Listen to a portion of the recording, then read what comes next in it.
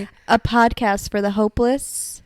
And the romantics. The romantics. Honey. I'm Danielle. And I'm Katie. And today we're talking about Love and Other Disasters. Love and Other Disasters. This movie was one of those random movies that I just was like, ooh, Brittany Murphy. Love Brittany. And yeah, I remember I like just found it at the... I've never seen it. We never had a Blockbuster, but we had something called the Movie Gallery in my hometown. That's how bootleg my town was. Wow. So at the Movie Gallery, I found the DVD, and I was like, this is so up my alley. It's so up my alley. But I feel like a lot of people haven't seen it, so if you haven't seen it, you should definitely watch it. It's cute. It's definitely like, if you're looking for just like a sweet tooth rom-com, this is one of those. But I feel like it has a lot of depth to it, too. It's very deep. Like, not that I didn't see it coming, but it was like interesting the way it all played out. True. Yeah. True. And I just feel like it was making some good points about like the way that we are in love. Our attachment styles, honestly. Love and Other Disasters. Disasters. You know what? Attachment styles are on my mind. They're definitely on your mind today. NT-ways. So this movie came out in 2006. 2006. God, I didn't realize how long ago it was. And it's starring Brittany Murphy, Catherine Tate. We love Brittany Murphy and Catherine Tate, both of us. And like the whole time we were just like sad about Brittany Murphy because it's so tragic, everything that happened with her.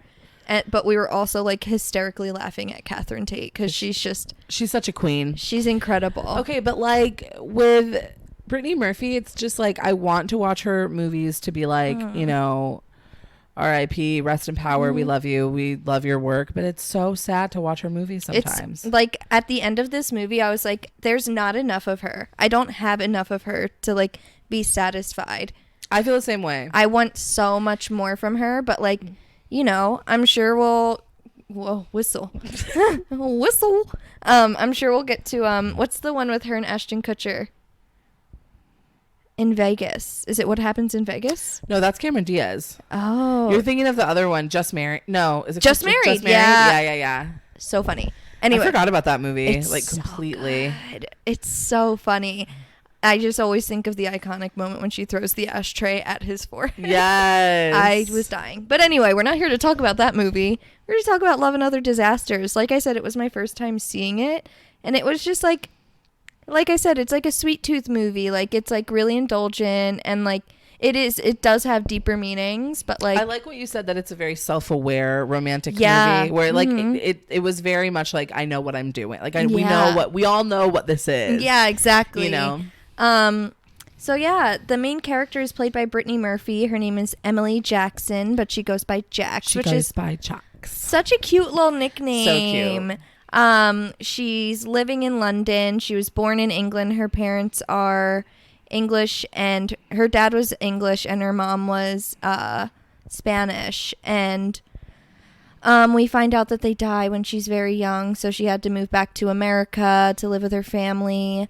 So she's got this like wishy-washy in and out like accent. Yeah, it's like somewhat British, somewhat American. It's kind of like right in the middle, which is I feel cute. like it was a cute idea because like, you know, instead of having someone like Gwyneth Paltrow try to do an English accent, which we all know. Wait, what movie rough. does she do an English accent and it's bad? It's like Intern, look it up. Intern Cameron. But she does one. I think she does one in Shakespeare in Love. Oh, and in Emma too. Yeah. I don't remember it being bad, but I remember really not liking it. I don't. Which I love Shakespeare in Love though, but I haven't watched that movie in a long time. That's got to be on our list. Yeah. But I think it's like a good way to be like, here's how we're gonna have this American person do this accent and like, you know, have a storyline for why it's not like perfect. Plus, I think it gave her like here's the word, quirkiness. The quirky girl. She did have a quirky energy. She had. I mean, it's Audrey Hepburn. Like the whole movie is very heavily like paying influenced. homage for sure. Yeah, very heavily influenced and paying homage to Breakfast at Tiffany's, which is like one of my favorite movies, barring very specific scenes. But it's definitely paying homage to like Audrey Hepburn in that movie, and like she's even got the same haircut. Her outfits are like modern day versions of and what Audrey would have worn in Breakfast at Tiffany's. And where Audrey's like a wannabe socialite, like Brittany Murphy's actually like working in Vogue and in the fashion industry. And it's just so, the movie's very endearing. Her character is like, you know, like you've never met an actual person like that, but like she's still so endearing, and like you can see like what she's doing the entire time by like denying her self-love and focusing on everyone else rather than focusing on herself and her own issues that may arise within finding her love. Yeah. It's really cute.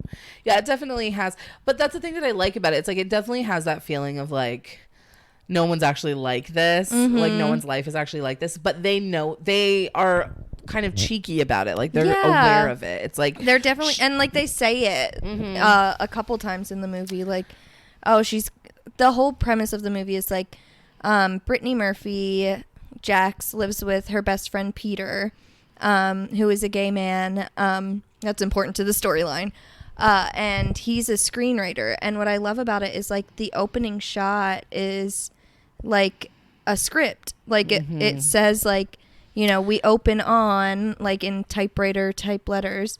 And it's just very interesting the way they like set it up and like go into it all. Yeah, it has that fantastic sort of fantasy feel to it, which I personally want when I'm watching a romantic comedy. And they even say that a couple times, like, this isn't real life. This is a movie. It's a movie, you know? But like they're talking about another movie that they're watching, but it's like they're very self-aware. Yeah. For sure. But yeah, so I mean, you want to get into let's get into it, story.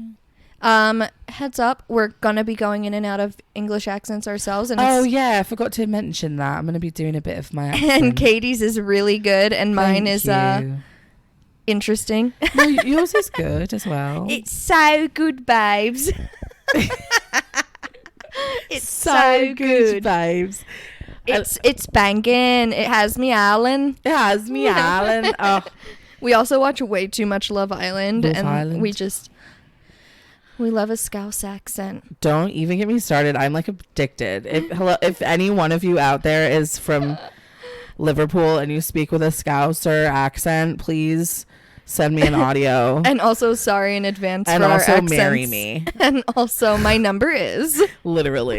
It's the cutest accent. It's Yasmi Allen. Sorry.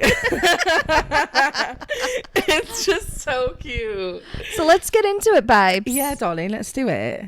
So like I said, we open up with like a script, which is like, you think it's just gonna be like a quirky moment, you know, it's just like an interesting way to open a movie, but you find out later like why it is the way it is. Yes. And we find Jax with her ex-boyfriend, sleeping with him, kind of treating him like a one-night stand almost, even though they've been dating for 3 years. The energy is very like, oh, you're not that into him. Like, yeah, but like he seems a lot more into her. Yeah. Yes. For sure. So it's got a really great opening sequence where you're really introduced to every single character. And like you find out their backstories, and every character seems fully fleshed out. Like we go to her apartment with her best friend Peter. She meets up with Tallulah first to get food, and then and Tallulah and that's Catherine Tate, and Tallulah's like really eccentric is the way that I would describe her. She's definitely eccentric. And like we meet her mom later down the road, and you can see why she's eccentric. Baby. She needs attention, but she's so Catherine Tate is so funny. She's hilarious. Emma Bofford. Iconic Catherine Tate. She's amazing. She's so funny.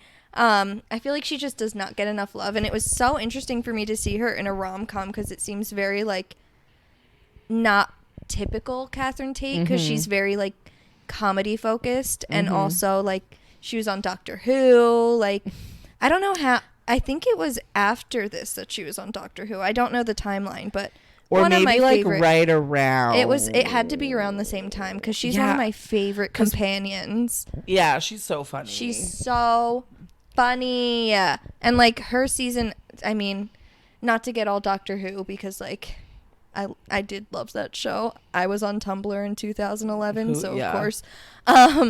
But she was with David Tennant, and their humor together was just so funny. cute. So I would recommend watching that season of Doctor Who if you have not. But yeah, she's great. She's just, and her character in this movie particularly is just so like, she's wild. Yeah. She's wild. She's just, she dresses wild. She's just like, but she's still such a over good the friend. top. Yeah, she's definitely like a good She does friend. like everything she can to help her friends, but also is like selfish at the same time. You can tell that she kind of like grew up very wealthy and like has just never really had to like do anything. Yeah, like, absolutely. She never really had to like have a job or anything. Yeah. So she's kind of just like goes to brunch a lot and like. So what you're saying is she's a white Democrat. Basically. Writes poetry. And then we love to brunch. Who loves to brunch? Everyone. Us? We? All of us. We are all brunch. Oh my God, stop. But yeah, so then Jax goes home and you get to see Peter, and you know, you quickly find out that he is gay. And he's very like Pisces energy, like lives in a fantasy world, like wants to find like the perfect. He's a script writer. Man. Yeah, he's a script writer. He's nervous because he's about to meet up with this really well-known writer, like Hollywood writer, very Hollywood-esque, very Harvey Feinstein-esque. Ew. Yeah, it's disgusting. True. But also like weirdly mobster energy he had a little bit. I feel like I can't remember the actor, but I feel like I've seen him in like he's in stuff for sure. That guy. He's in something that it's anyway.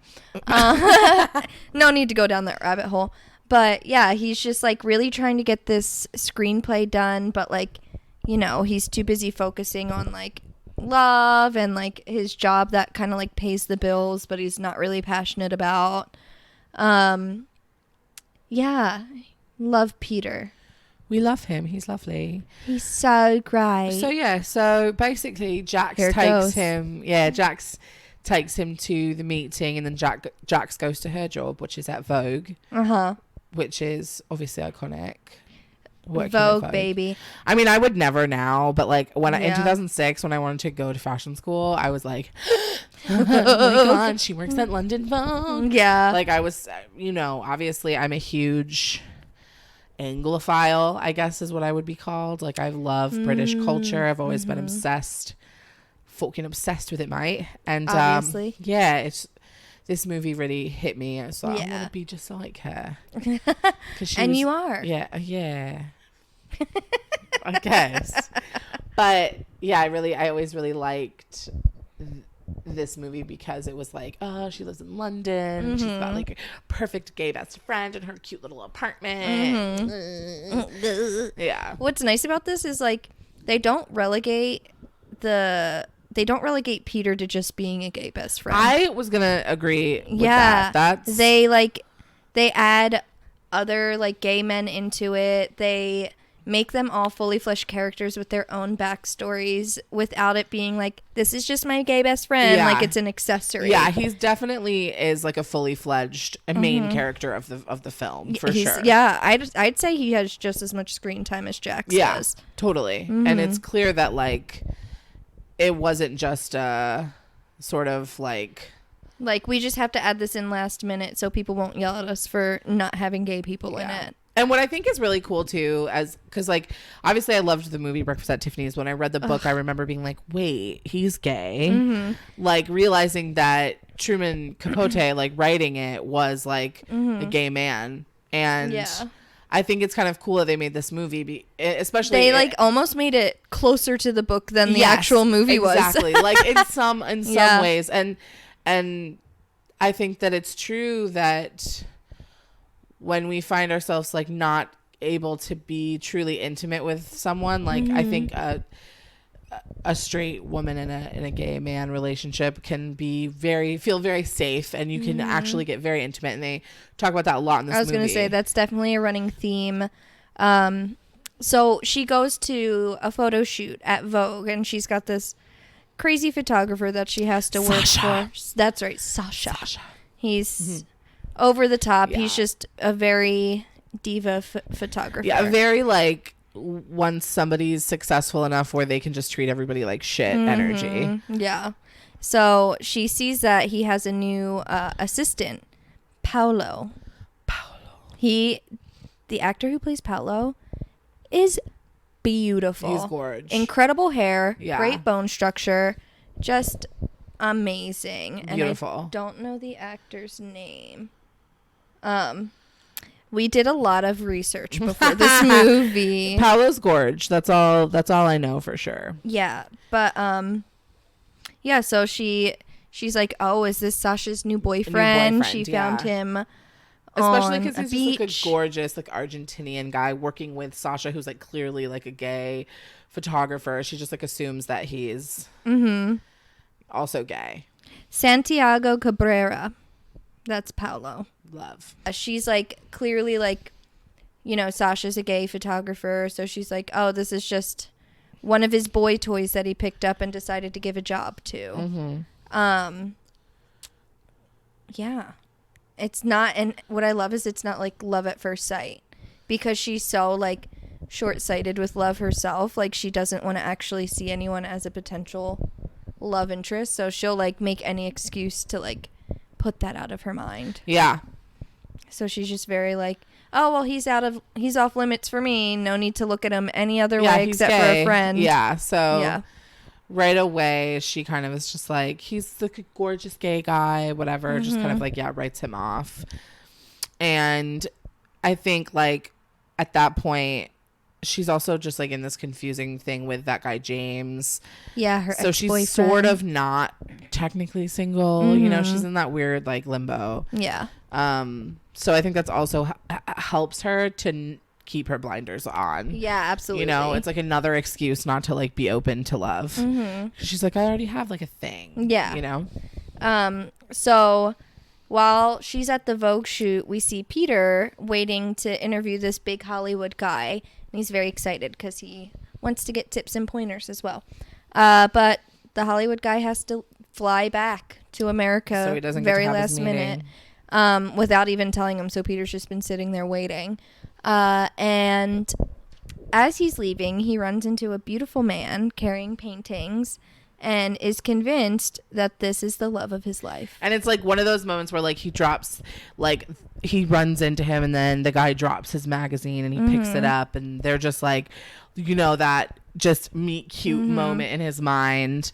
And I feel like I relate to his character so much because I feel like I spent most of my life also just like, I would just see someone and be like, that's my soulmate. You make and, eye like, contact with them and you're like, when's the wedding? Yeah, and just like never even talk to them. But it's like this story is already like being written in my mind for like the potential of our relationship. Well, and what I love is the parallel of like seeing how Jax reacts to meeting a new potential love interest and how Peter reacts to meeting a new potential love interest. Yeah, because they both take it to different extremes. Jax completely writes them off, and Peter is like, "This is the love of my life. I'm convinced." Like, it's just so interesting the way they did that. I loved that. Yeah, that's so true.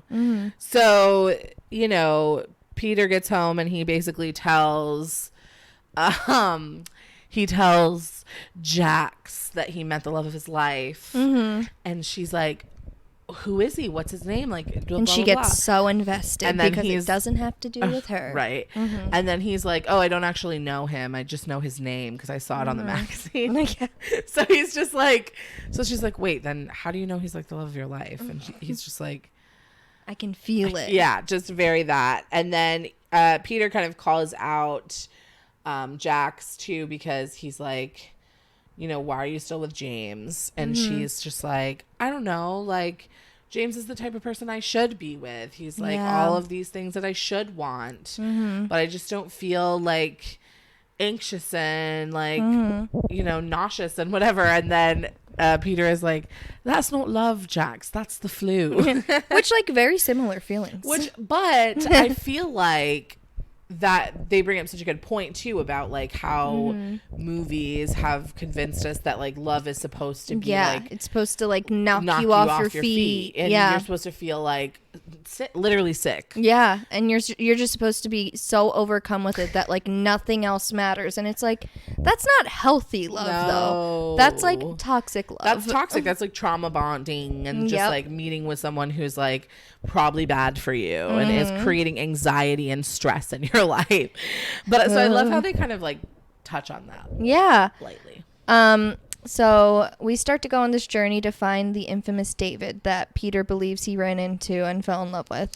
We are introduced to Finley, another one of Jax's friends, and just a part of the friend group in general. We find out that, the love of his life died from AIDS 10 years prior, and he's a widower. He's so sweet. He's so Finley sweet, and is he's like Irish. He's Irish. He's like my favorite character. I know you love movie. him. I love him. Finley's great. Yeah, he's just such a supportive friend, and like he wants to do everything he can to help Peter find this David. Yeah, which is so sweet. It's so sweet. Everyone is working like they're like, it's the love of his life. Let's find this guy because they all want to see this rom-com play out in front of them. But of course, Peter is feeling like embarrassed because everybody is like putting so much energy into this and pressure on it. Yeah, and Peter's like, and like they're all talking to David about him. Yeah, without David ever having meeting him. By the way, that's like such a nightmare to me. Someone being like, "Oh, like they met you, they're in love with you." I literally would not be able to handle that. No, I would be like, never mind. I never want to see them again, and I hope they die. Yeah, or I hope I die, whichever comes first.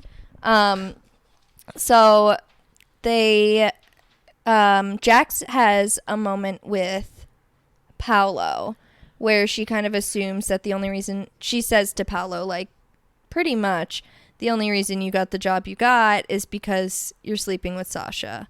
And Paolo takes a lot of offense to this. Like, he says, like, are you judging me? And she goes, no. And he goes, so you're judging Paolo? And it's just this very tense moment. Tense, very awkward, very uncomfy. Basically because Paolo is just saying that, like, he's not a fashion photographer. Essentially, that's all he's saying is he likes to capture, like, real moments, and fashion is, like, created. He wasn't even saying it was, like, a bad thing. He was just saying that's not what he likes. And Jax was just like, well, this guy hired you, and, like, don't bite the hand that feeds you. Yeah, which I could see both sides of that. Yeah, 100%. But that does not get resolved in the scene. It's kind of just like left as it is. A little awkward. So we go to this black tie event that David is supposed to be attending, and Tallulah's mom gets them in. And Tallulah knows she has to meet her mom. So she's drinking and she's eating hash brownies. She is. They've got an interesting relationship that isn't very healthy, but I love when one of the guys is like, oh, so Felicity is your mother. And she's like, yes, but don't hold that against me. And David is supposed to be there, and Tallulah's mom says, oh, I told him all about you and how in love you are with him. And David's just like, or Peter's just like, son of a gun. Yeah. It's just horrifying. But David doesn't show up because he had to go. He got promoted to Sotheby's in New York. Basically, he had to stay. And Peter says, oh, great, I ran him out of the country. I love that. The writing's really cute. The jokes are very, like, punchy and, like, cute. Very British. So then what happens after that? Oh, it's the next day at work for Jax, and she sees Paolo, and she, like, wants to apologize. Because Sasha basically says, oh, he's not my boyfriend. And she's like, oh, he's so cute. Is he your boyfriend? And he's like, oh, no. Why would you think that? And then she's like, oh, because of how he talks about you. Yeah. And then she's like, and Sasha's like, basically just tells her, that he just works for Sasha and that's it. And they have no, like, relationship or anything. Yeah. So Jax realizes that what she said was really out of line because she thought that, like, they were in a relationship together, and basically he was, like, talking shit. Yeah. So then she sees him and she apologizes. Yeah. But you can tell he It's still cute. has like a bad taste in his mouth. They meet up in an alleyway, just like in Breakfast at Tiffany's, like the end with. Like, there's so many Breakfast at Tiffany's references. It's so cute. So cute. It was but like somehow it's not like overtly ripping off. You know, like, yeah. I feel like there are times when movies try to do that, and I'm just like, okay, we get it. And like, she even calls it out. Like, Peter, like, Breakfast at Tiffany's is on, and Peter's like, we're watching Breakfast at Tiffany's again. Is this your favorite movie? And she goes, look at me. Of course it is. Yeah. Yeah. And like, because she just looks so much like Audrey in this movie. Yeah. She's definitely serving Audrey Hepburn realness. But so yeah, he's still got a little bit of a bad taste in his mouth, and she kind of like shows him up by like speaking to him in Spanish. Yes, I love that moment. And it's like very clearly a and turn he's like, on wait, from him. she can speak Spanish, because I think they both are. It's kind of that thing like where they've both made like rash judgments of each other like right away. Yeah. And then he realizes like maybe I was kind of like wrong about her. Yeah. So they decide to go out and get a drink. They do a tango, which is so sexy. It's so hot, and she's like insisting on introducing Paolo to Peter. No, to Finn. To Finn, right? Because he's got a gallery. Yes. And Paolo's like, I don't know, yada yada. But like, yeah, when they do the tango, it's such a cute moment. I feel like it was like, I love a random dance moment First in a rom-com. I love that they showed the whole thing, like the whole dance. But second of all, like Brittany Murphy, and it's Brittany Murphy doing it. She's doing the full-on motherfucking tango. Like, she's beautiful. Doing it graceful. Her legs are just gorgeous. Yeah. Oh my god, I cannot say enough. She's so beautiful. I love her. She's so cute in this movie. We love Brittany Murphy. Brittany. So yeah, she says like, why don't you come to my place for dinner tomorrow night? Because she's getting in her head, even though it's become very clear to everyone else that maybe Paolo's not gay. Yep. She's like, oh my god, since this thing with David fell through for Peter, maybe Paolo and Peter could be a thing. She's literally so blind to it. So then she invites him over. Yeah, she's like, come to dinner tomorrow. Yeah, and she makes it seem like it's going to be dinner with her. Yeah. But when he shows up, she is in her underwear. So she opens the door. Keep in mind, she thinks this is a gay man. So she like opens the door. Cute little brown underwear. She's like, oh my god, you're here. And he's like, has flowers for her. And she's like, Peter hates flowers, so I'll just say they're for me. And he's just kind of like it's just, there's not even a chance for him to explain himself. And I don't think he thinks he has to explain himself just yet. Yeah. He thinks he's going to dinner with Jax. And she's just like, sorry, I'm running late. And yeah, but then her friends with benefit ex-boyfriend shows up while she's in the tub. That is what I would call one big fat situationship. Bruh. That is a situationship. That is a situationship, honey. Like a friends with benefit ex-boyfriend who still loves you, but you don't love him. Together. And thinks you're together. It's like messy. It's messy. Yeah. And Peter comes out and like, we find out that what is her ex-boyfriend's name? Well, the biggest moment is like Paolo's like basically standing there while she's in the bathtub. And she's like, just come over. Peter and I have our best conversations while I'm in the bath. And Paolo's like super uncomfortable. And then James, which is her situationship guy, he comes in and he's kind of like pissed off because he's like, why is there like a beautiful man just like watching you? Yep. In the bath. And she's like, you're being ridiculous. He's gay. It's not a big deal. Like, yeah, kind of getting annoyed at him for being so kind of like homophobic. Yeah. And like just controlling, like caring who's around her, like whatever. So then basically they go out and you can tell there's just like nothing good. Yeah, they're not. Them.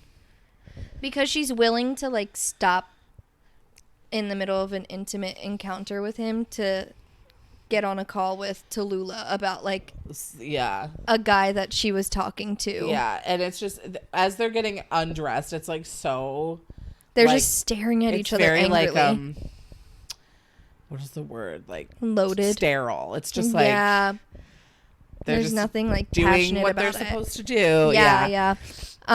So then Paolo and Peter Have a great night. They do have a really fun night. Peter's so cute.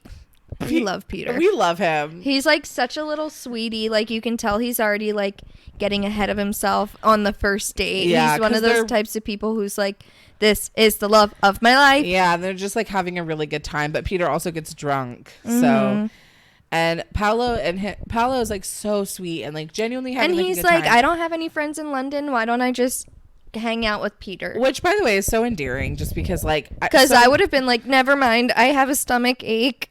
Yeah, like the fact that he's just like, okay, like I want to meet this guy that Jax loves, you know.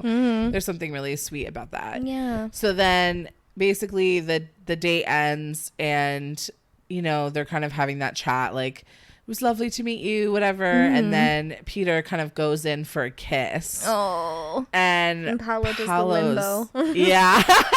He does the limbo. He leans back far and Peter just Fat is Joe so far. embarrassed, not embarrassing. He's so embarrassing. I was like, no. What an idiot. No, I'm kidding. He's just very embarrassed, like thinking he was getting these signals all night, and Paolo's just like, I'm not gay. Yeah, he's like, wait, I'm not gay. Like, I'm so sorry. And Peter's like, oh, does Jax know? Yeah. And he goes, well, I'd rather actually tell Jax. And Peter's like, oh, like getting it all together. He's realizing that like Paolo has a thing for connecting the Jax. dots. Yeah. Yeah. So Peter has to promise not to tell Jax because Paolo wants to do it. So it's like Jax knows this big secret now. I mean, Peter knows this big secret now. And throughout like the next couple of scenes, it's like Paolo trying to get Oh my God, Jax so many alone. times. Like you can tell he's really trying to tell her, like, I'm not gay, I'm interested in you. But like every time something comes up, like they do this shoot with Sasha and he's late. So they were calling him and he freaks out on Sasha was everybody. Sasha was late. And he freaks out on everybody and like starts saying these really rude things to like people who don't deserve to be yelled at like that. So Paolo and Jax decide to stand up to him, and Sasha says, fine, I'll quit. And Paolo does the shoot. Paolo does the shoot because someone has to do the shoot. They've already paid all this money to get it started. But we find out after he's done the shoot and like it goes well, like even the editor at Vogue is like, pick 4 pictures, like it went really well. Also, like right before this, James and Jax decide to like really call it off too. Yeah, like true. James is, and you do actually have empathy for James because he's like, what is this? Like, what do you want? And she's just like, I don't know. Like, this is just what it is. And he's like, that's bullshit. And then she's like, I never wanted to hurt you. And he's like, that's condescending. Like, you know, basically just like, I can't do this anymore. Like, either you want to be with me, you want to be monogamous or not. And she just basically says like, I don't. We have to end this. So yeah. So fast forward. So they ended it and fast forward. They're at the shoot and they do the shoot and it goes well. And then we get to a scene where Peter is having lunch with Finley and like they finally meet up with who they think is David. And it's not the right David. And like Peter has to be like, I'm so sorry. Well, technically it is, but it wasn't actually David that he met. Yeah. And Peter was like, I'm so sorry. I had this other person built up in my head. You're not the person who I thought you were. And it's like, it's kind of sucky, but like at the same time, like you can understand where Peter's coming from. Totally. So as they're sitting there, David's friend comes and sits down with them. And it is who Peter thought David was. Which is so wild. Like, it's such a rom-com moment. You're like, oh my God, it's actually him. It's happening. So then, you know, we have that moment. But then it cuts to Paolo in his apartment packing up and being very frustrated. This is after Jackson. What is his name? Her ex? James. Why can I not why get it? Why can't you remember James? James. Anyway, it's tattooed on my brain now. After Jax and James break up, she's running to Paolo, and he's packing. And she's like, what's going on? And he's like, I'm being deported because someone told immigration that I'm working, and like you can't work on a vacation visa. Right. So she's like, screw it, let's get married. Like, you can't leave. You just got your Vogue career. Like, and it's cute because you can tell she just really wants him to succeed. She cares also, you about can him. tell that she just like really wants him. Period. She just wants him. She just wants him, period. So blind. She can't tell. She's like built up this wall in her brain that's like, he's gay, he's gay, he's gay. So you don't even have to think about him in that way. Yes. And he's like, no, I can't ask you to do that. And she's like, no, I want to do it. And like, they decide to go out and have like drinks. have like a bachelorette. Yeah, kind of. It's really sweet. They get very drunk. And he keeps trying to tell her I the feel whole so time. bad. He tries to tell her the whole time. And so he tries to tell her by kissing her that night, but she's just so drunk. And she's like you're crazy. She's like haha, you're so drunk. And then she falls asleep. Yeah. And so he's like, what the fuck? And he wakes up. We find out that the same night, Peter went on a date with the new boy. The boy who he originally saw, Tom.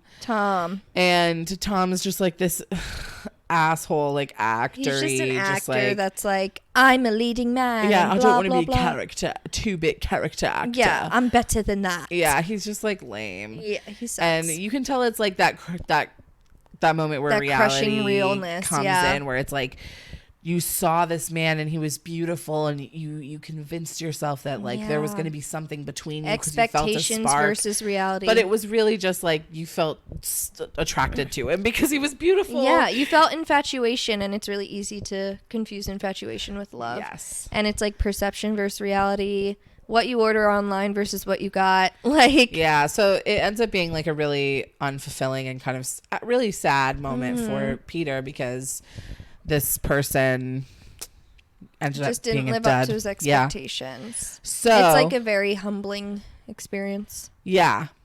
So we wake up the next day in Paolo's apartment, and Jax is already gone. She left a message, like she left him a note, like, oh, like be at the registry to get married at 11 a.m. sharp. And he's like, no, I still haven't told her that I love her and I'm not gay. And we see her like going through, like calling Tallulah, being like, I need a bridesmaid, calling Peter and being like, I'm getting married. And she's like, doesn't explain anything. Nothing. Just, like, it's all very drama. vague. Yeah. Yeah. So we get to the registry, and as they're about to get married, Paolo says, I'm not gay. And Jax is like, of course you're not. Yeah, you're marrying me because like, trying to keep up with the green. It's so frustrating. Yeah. He's like, no, I'm not gay, and I think I'm in love with you. And she's like, what? She's pissed. Especially because the night before she had just like confessed, like, I feel so safe when I'm with you. No more straight men. Like, yeah. Which like I feel all the time. I'm over straight men. Oh, God. And she's like, you know, you're just like the only man I feel safe around, or like gay men are the only men I feel safe around, and they're not trying to just get into my pants. So she feels very much like it was like kind of like a betrayal of sorts, because it's like in her mind she's like, why didn't he tell me? Because she doesn't realize that she wasn't letting him. Like, yeah, it's almost like she was purposefully like cutting him literally off. Yeah. God, it's so sad. It's crazy. So yeah, so she storms up. Oh, and she finds out that Peter and Tallulah already knew. Yes, so she's mad at She was them. like, did you two know about this? And then Peter's like, yes. And then Tallulah goes, no. And then Peter's like, I told you. She goes, yes. Yes, I knew. Catherine Tate, her delivery on lines God is damn so... it. Catherine Tate, if you're listening... Catherine Tate, if you're listening... And I'm sorry. This is not something that I can say lightly. Like, the fact that when you came into the office, Catherine Tate, who's listening to this... After Michael Scott left... And actually, like, it worked, and you were so funny, and I loved your character. She breathed life into it. Back into it. Absolutely. It was such a good move. If only they hadn't done Robert California. Ugh, we don't have to think about him. Anyways, so we love Catherine Tate. Love you. So she runs out of the registry, and Paolo has to leave for Argentina, and she's like home. What's so cute, it's another Breakfast at Tiffany's moment. She's putting on like the white button down shirt and putting on little black flats and the leggings. It's that iconic scene from Breakfast at Tiffany's where she's getting dressed in front of the guy who has feelings for her, and he's like, why are you naked doing? Around me? And like wearing, it's like so cute, the parallels, like wearing the same exact outfit. Ugh. But anyway, she's talking to Peter, and Peter's like, you're cutting. He's like giving her the solid truth, like you don't let yourself love people, you stay with people you don't love and push away people you do love. Yeah, he basically said like, you only have sex with people you don't like, you don't love, and love people who you don't have sex with. Like, yes, it's so true, because she loves her friends so much. You can tell she would do anything literally for them. Anything. Yeah. It's such a cute moment, but she's starting to kind of really realize that she loves Paolo. Yeah. She's letting herself realize it, and we think we're going to have this amazing rom-com moment. But I also like, one of my favorite moments in the movie is like, while Peter is kind of saying that to Jax, like, you didn't want to see him as gay or as straight. Like, you didn't want to believe that you could, like, have someone like that. They kind of start talking about Peter for a second. And then she says to Peter, stop trying to cast. Ooh. Stop trying to cast your true love. Yes, that like, moment. Instead of just meeting him. Bitch, I was like, I think we all do that to an extent. Like, literally, I feel like casting my true love is like such a mood. We're all like, oh, he's blonde, or like he's not brunette, or he's too tall, he's too short, or like, it's like we're going through a casting process, but it's like, just meet people. And the problem with the casting process is that like you cast based on things that really don't matter, and then the things that do matter, like, you never get to see, because you're so focused on like these little things that you think are important, And I feel like I also really like it because before we have like what could be the big rom-com moment, she says to Peter, she's just like, maybe love is a choice. Like, maybe it's not an event. Like, maybe it's a process. And I feel like it's really true. I feel like, what's so crazy? You can hear something. Like, I've watched that movie 1 million times. But you know how, like, sometimes you hear something and you're like, how different did I miss moments that? of your life. Like, how did I miss that this whole time? Like, what this movie is trying to get across is that, like, love it can be a process. It's a choice. It's deciding that you want to be like this. Well, I think it's because when we watch movies, we take from it what we need in that time in our lives. And what we can take from it. And what we can handle. Yeah. So, like, when it first came out in 2006, I'm 25. No, God. 15. Like, can you imagine? No, I graduated high school in 2009, guys, I promise. Not that there's anything wrong with having been 25 in 2006, but I was 15. So, like, I can't imagine, like, taking that message from that movie at 15. Of course, yeah. But now rewatching it at, like, 29 and 28 for you, it's like you take different messages from it that you need. It's just so clear to me, like, that the message was about, like, making a choice to do it and to try. Yeah. And to not like expect it to feel like flu symptoms when you love someone. God. So we're building up to this moment. They're having this great discussion and she's like, I can't see him now. He's getting on a plane to Buenos Aires. Like, it's done. Like, that's it. And he's like, you have to go get him. So it's like, I'm like, oh my God, the airport rom-com like scene. That like crazy driving. And like, she's talking about like, I can't believe I never realized How did I not see it? It was so obvious. Yeah. Like, yeah. And so she gets to the airport and they announce, she goes to try and announce over the PA because it's like in every rom-com you get through security, like you can run up to the gate where like this is a post 9/11 world. You're not just getting in without a ticket. I know. Like you're not just running through security. So she's like, go to the PA system. So she goes there and she's like, I'm so sorry. They like had an early takeoff. Like the plane's already going. And so they have to realize like this doesn't make love great, like these huge romantic moments. So we go back and she's like packing to go to Buenos Aires because she's like, I'm still gonna go get him, but it's just not gonna be. It's not gonna be this epic airport moment. Yeah.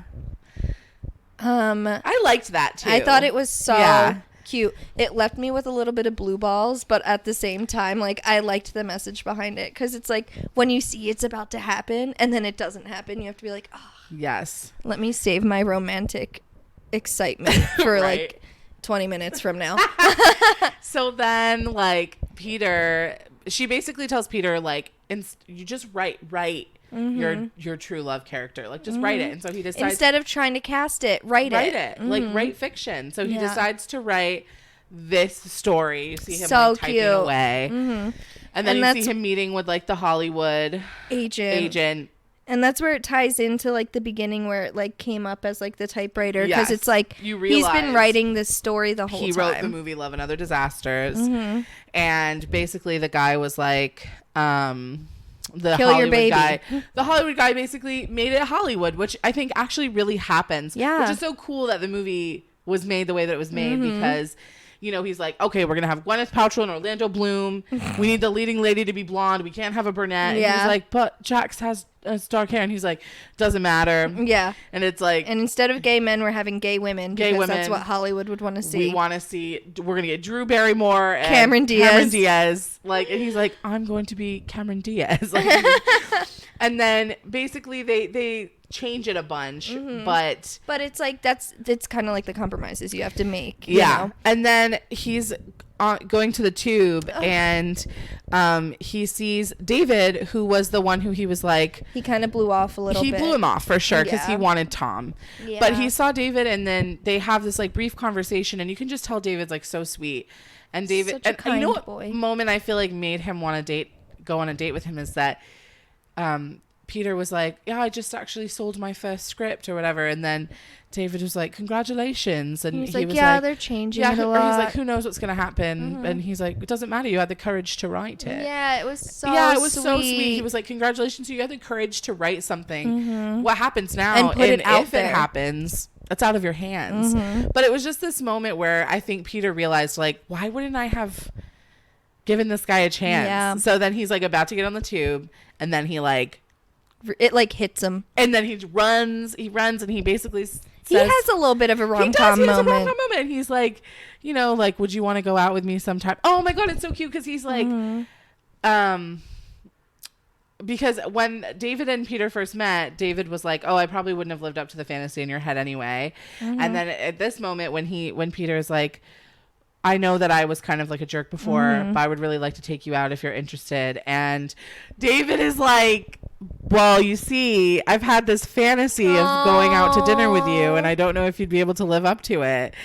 And it's like they have such good lines. It's so perfect. And then Peter is like, well, I guess I'll just have to keep taking you out until I do. So it's cute. Like the writing is so cute. They do a really good job of bringing things full circle. Yeah.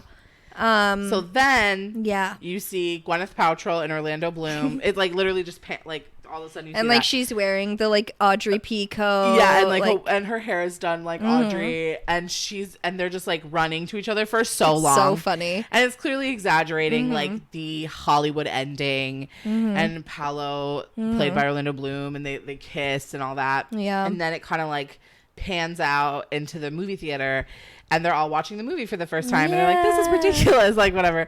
And and we find that Tallulah's actually dating James now, and they seem happy. They seem very happy. Jax is pregnant. Jax is preggers, and she's cut her hair. She's got a little bob. She looks adorable. Her outfit is so cute, so chic. Her outfits are incredible this whole movie. They are like the best, like 60s meets modern that I've ever seen. Yeah. Like that connection.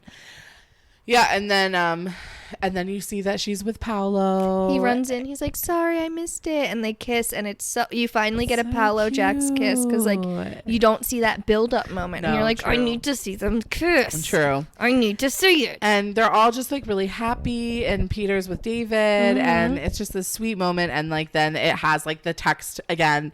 Then the camera pans out. Oh, she goes into labor. Oh yeah, she goes into labor. She's like holding Peter, and she was like, my water broke. And he's like, ow. And like, so the movie ends with her going into She's, like, labor. running. Yeah, they're all running kind of towards the hospital. and it says kind of like the stage direction or like the camera direction in the script, like It's again. so cute. Yeah, and it's like camera pans out to show all of London at like slowly coming, to whatever, coming away from the park, and the characters get smaller and smaller, and it's just such a cute. It's I can't believe not that I can't believe I've never seen it before. Like, I wouldn't say I'm a rom-com novice, but I haven't watched all of them. But like, this is such a cute one. I'm telling you, she's an underdog. If you have not seen this movie, please watch it. Like, it's so good and so underrated. Like, I don't know, maybe it was like more famous in the UK. It might have because it definitely was a British movie for sure. It's got Catherine Tate in it. But hardly anyone I know has ever seen it. Like, literally, I would always be like, "You're watching this!" Like, we're watching this right now. Everyone I've ever met to watch it because I loved it so much. But yeah, that's the movie. It's so cute. And it's so funny. good. It's really charming. It's warm. The characters, I was saying to Danielle, like, I want more of these characters. Yeah. Like, it leaves you that feeling of like, I wish this was a TV show. Yeah. So you could like, see episodes. I would love to see more of Finley. I know, me too. Yeah. Like, that's the thing. Each character has this like potential to be like so developed. Even more developed than they were. They in the already movie. were. Yeah. Catherine, how did this movie fuck you up? I would say, you know what? This movie fucked me up because I think, like I said before, like having watched it so many times to really like receive the message this time and like understand it more, like I always felt like I related to like Peter and how he was like always like in the fantasy, and I still do relate to that, but I can see how like I also kind of have like some of the stuff that like Jax has where it's just like almost like avoiding the intimacy and just all the fear that surrounds relationships. And I feel like fucked me up because that message that they were trying to tell you, that like you can choose love, and it's like, maybe it's a process and not an event, like that. It's, to me now, I feel like that's so true, and it's so obvious that love can just build and grow. And like at that time, I just, in the last 10 years of watching it, like I just it never sunk in really. So I think that's probably how it fucked me up. Yeah. So Danielle, how did this movie fuck you up? Honestly, it fucked me up because I was not expecting it to be as funny and as charming as it was. Like a lot of rom-coms, like, they have cute, funny moments. But this one, I think, and it's probably my own nostalgia surrounding Breakfast at Tiffany's, but it fucked me up because it, like, did a really good job of paralleling the movie without ripping it off or feeling like it was just trying to be a remake. Just, like, very influenced by it and paying homage to it. And, like, adding more humor and like just being cute, and like I said, I can't say it was charming more than enough. I really was not it was definitely an underdog. I was not expecting it at all. It was so good. Like I'm glad you liked it a lot. And like it fucked me up by like having fully fleshed out gay characters in 2006 without them being just like arm pieces or like just like furniture, the funny or like the humor, like the comic relief, or like without constantly being like, girl, that man, honey, like, you know what I mean? Honey, I was just gonna say, like, I meant to say this before, like all of the gay characters didn't have like a put on about stereotype, which obviously there are a lot of gay folks who are like that, but it's like which is fine. It just felt like they were just who they were. And I think that's being gay was just a part of who they were, not their whole personality. Which is so often what happens in 100% TV and films. And I think that's what I love about it. Like as a queer person, like being able to see other queer people on the screen in 2006, which like it wasn't that long ago, but it was still, I mean, they were having gay men on screen, but they were still treating them like they weren't like people, you know? So it's really nice to have seen that they were people. They were being treated as people. They had gone through hardships. They have the same attachment issues and love issues as we have, because we are love real is people. Love, baby. Gay people are real. Love is love. Doesn't matter. But it's so good to see that. Yeah. Especially 15 years ago. I mean, it was a long time ago. Yeah, that it? I know. I need to like I don't know, process the fact that it was 15 years ago. I feel like we do this every episode. Fuck, We're like, I know. it was this long ago, but like, know. it's crazy. It's insane. So did they or didn't they? They did. Everyone did. All of them did. But it didn't feel unrealistic, did it? I mean, maybe it did a little, but like Tallulah's, I did not see coming, like her ending up with James. I love but that. it was really cute because like I don't think they interacted once the entire movie until that last scene. But they all did, and it was really sweet, and they didn't all like end up like married with kids like Jax did, but like Peter is just at the beginning of his journey with David. Like Tallulah's like in the middle with James. I almost forgot his name again. Oh my god. But yeah, I feel like there was like a realistic feeling to it. And yeah, it was just such a cute movie. Highly recommend. We loved it. Brittany Murphy, R.I.P. Love you. We miss you every day, and we wish we had more from you, but we will cherish what we have. We will cherish what we have. Yes. Yeah, that's it, guys. If you want to listen to more episodes, we've got them wherever you can find podcasts. And if you want to send in recommendations, what you'd like to see, what you liked about the movie, if you liked it or not. Rate us, give us 5 stars on the apps, on, on the internet apps, and we'll be back next week. And like and subscribe and do all the things. Like and subscribe, swipe up below. Oh my god, swipe up for 10% off. Or if you want to pay full price. Ma'am. Oh my god. Yes, I know what you're talking about. All right, yeah, we'll talk to you guys next week. Thank you for listening. Bye. Bye-bye.